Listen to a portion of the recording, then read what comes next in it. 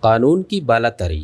یہ خلفائے راشدین اپنی ذات کو بھی قانون سے بالاتر نہیں رکھتے تھے، بلکہ قانون کی نگاہ میں اپنے آپ کو اور مملکت کے ایک عام شہری مسلمان ہو یا ذمی کو مساوی قرار دیتے تھے۔ قاضیوں کو اگرچہ رئیس مملکت ہونے کی حیثیت سے وہی مقرر کرتے تھے، مگر ایک شخص قاضی ہو جانے کے بعد خود ان کے خلاف فیصلہ دینے میں بھی ویسا ہی آزاد تھا جیسا کسی عام شہری کے معاملے میں۔ ایک مرتبہ حضرت عمر رضی اللہ تعالی عنہ اور حضرت ابی بن کعب رضی اللہ تعالی عنہ کا ایک معاملے میں اختلاف ہو گیا اور دونوں نے حضرت زید بن ثابت کو حکم بنایا۔ فریقین زید رضی اللہ تعالی عنہ کے پاس حاضر ہوئے۔ زید نے اٹھ کر حضرت عمر رضی اللہ تعالی عنہ کو اپنی جگہ بٹھانا چاہا، مگر حضرت عمر رضی اللہ تعالی عنہ حضرت ابی رضی اللہ تعالی عنہ کے ساتھ بیٹھے۔ پھر حضرت ابی رضی اللہ تعالی عنہ نے اپنا دعویٰ پیش کیا اور حضرت عمر نے دعوے سے انکار کیا۔ قاعدے کے مطابق حضرت زید کو حضرت عمر سے قسم لینی چاہیے تھی، مگر انہوں نے ان سے قسم لینے میں تأمل کیا۔ حضرت عمر نے خود قسم کھائی